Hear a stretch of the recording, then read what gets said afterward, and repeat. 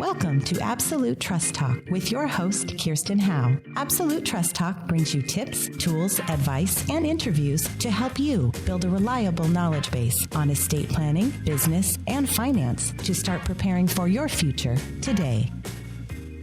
Hello and welcome to Absolute Trust Talk. I'm Kirsten Howe, the host here at Absolute Trust Council, and I'm so excited today to have this episode, or I think it's going to turn out to be a series of episodes about cryptocurrency and more specifically Bitcoin. This is something that has fascinated me for a long time, and I know virtually nothing about it. So I've invited an expert to talk to us about Bitcoin. And I think this is going to really be interesting to the audience because I'm sure I'm not the only one who would like to know more, but I don't even know where to start. All right. So without further delay, I would like to introduce Jirayr Kembikian. He is a certified financial planner, a wealth advisor. He's the managing director and co-founder of Citrine Capital, which is a San Francisco-based wealth management and tax planning firm. They primarily serve tech professionals, founders, and business owners. He specializes in navigating the complexity of equity compensation, private investments,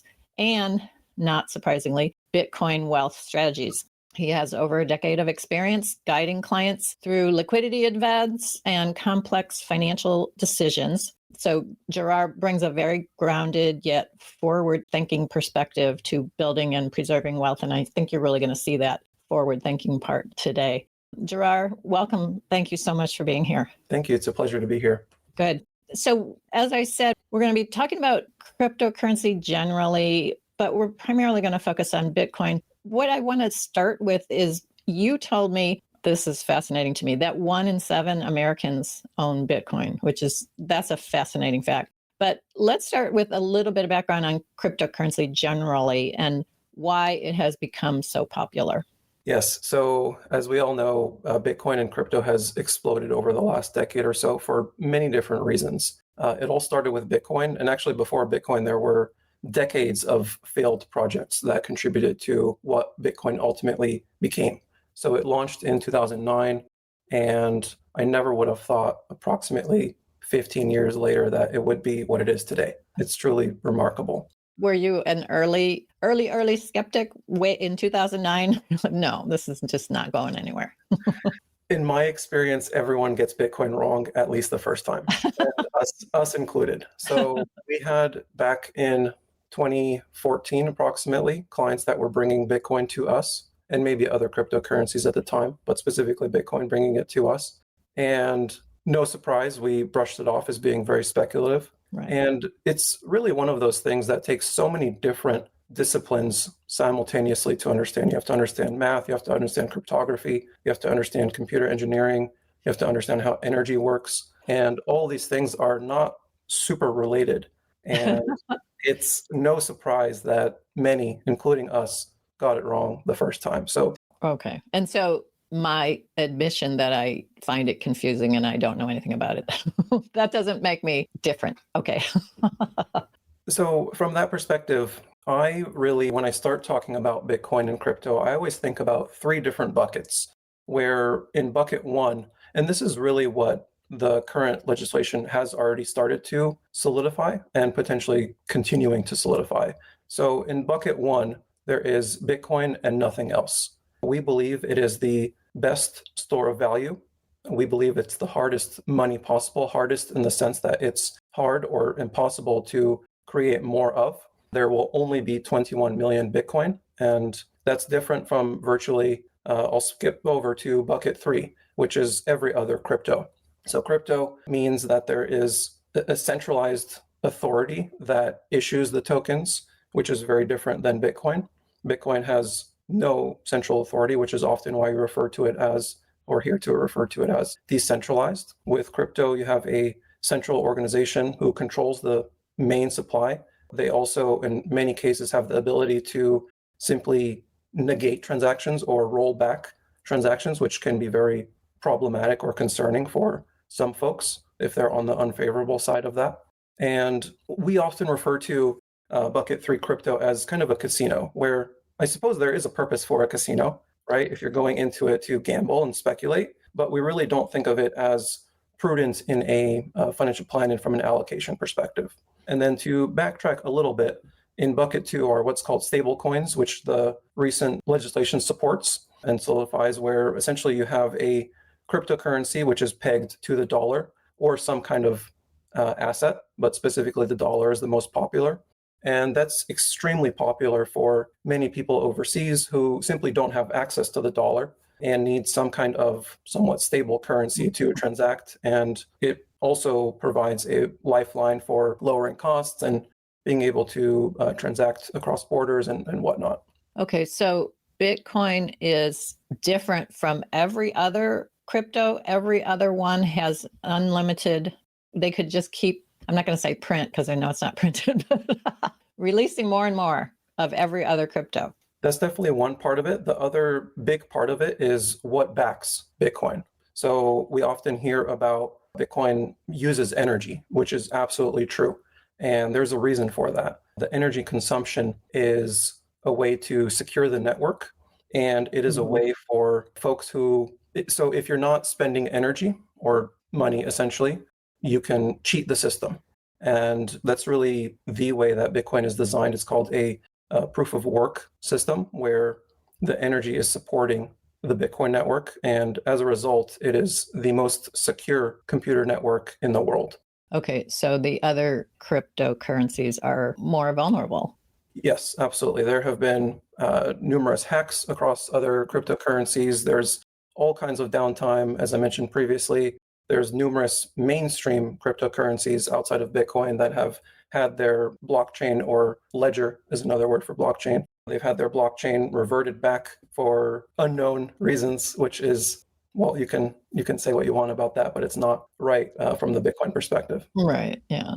Okay, so, but talk a little bit about the central authority and how Bitcoin specifically, I guess, has developed as a store of value. What the pressures that led to that happening? Yes, that's a great question. So I would go back and start this conversation with the growing national debt. And this is not a US problem, this is a global problem, but we'll focus on the US for the context of this conversation, where we've seen over time, especially over the last 5 to 10 years, our national debt skyrocket. And this is not a left versus right problem. This is an everyone problem. It is a fact. It is a fact. It is an absolute fact, where as of today, I want to say we're in the high $30 trillion of national debt. And that realistically is only going to continue. So from a mathematical perspective, from a factual perspective, once you get above a certain point where, similar to how if you have a lot of credit card debt, for example, right, where it's difficult to keep on top of the interest that is accruing on that credit card. Service the debt, yeah. So just in order to service the debt, mathematically, the only way forward is for the government or Federal Reserve to print more money. And that is one of the main foundations on why Bitcoin has become so popular, is because the US dollar and virtually every other currency in the world is continuing to get debased via unlimited money printing. So meaning it can't keep up with inflation. Exactly. So the further the currency gets debased, you simply are losing your purchasing power over time. And we've seen that almost exponentially over the last 5 years. But if you look back any number of decades, that really has continued, but it's definitely accelerated in the last 5 years or so. Yeah. Okay. And if we compare the Bitcoin system versus the US dollar system, for example, with Bitcoin, as I mentioned previously, we have a 21 million supply cap. No matter what happens, there will only be 21 million Bitcoin ever in existence. Versus the US dollar, there is, of course, no supply cap. And it's crazy to think that almost a third of the dollars ever created were created in the last 5 years.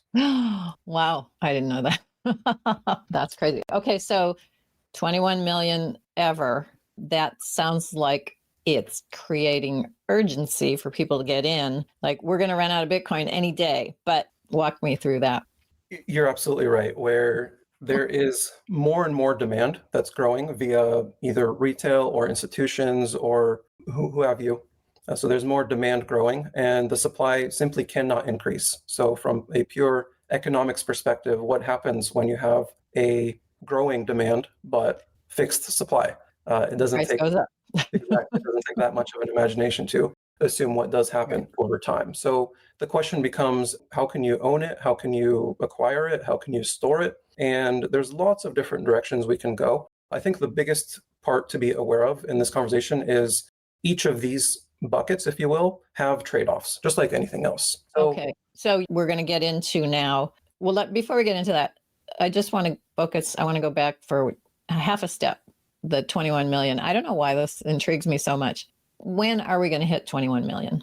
That's a great question. So there is a specific supply. So the distribution schedule of Bitcoin is fixed. It's actually fixed in the code, and anyone can read that code. Approximately over the next 100 years is how it will get distributed. So that's also a very interesting point, especially in comparison to other currencies, where no one can predict with any kind of certainty when additional dollars will get flooded into the system, right? Absolutely no one. And if they are telling you that, they're probably lying. So in comparison to Bitcoin, there has been a fixed schedule since inception. This is something that some people may have heard of, which is called the halving cycle, which essentially every 4 years, the amount of Bitcoin every 10 minutes is halved. So after every 4 years, that amount of supply that's being distributed amongst the released to the network is halved. So like I mentioned, over the next 100 years is approximately when it will be complete. Okay. So they're rolling it out slower and slower. Exactly. Okay. So I want to transition into talking about the various buckets, the various ways that one can own Bitcoin. But let's take a break. We're going to follow this up in a next episode. Thank you, Jirayr, for introducing the conversation. And thank you all for listening. And I hope you'll join us in our next episode.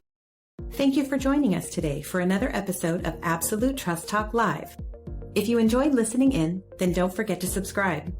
You can find us on Apple Podcasts or wherever you may listen by searching Absolute Trust Talk.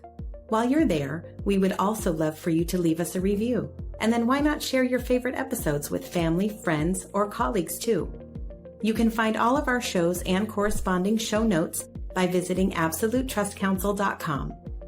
You'll also find a variety of other free resources, including our ebooks, videos, blogs, presentations, and more. If you need help with your estate planning or administration, we also offer a free discovery call to help get the process started. You can find more information on booking your session by visiting absolutetrustcouncil.com/scheduling. If you join us for the broadcast, you can submit questions during the show. But if not, don't worry. You can always get in touch with us by sending a quick message to info@absolutetrustcouncil.com. Thanks again for listening. We'll see you soon. This podcast is not meant to take the place of legal advice from an attorney and does not create an attorney-client relationship. If you do have a legal question or issue, please consult with an attorney.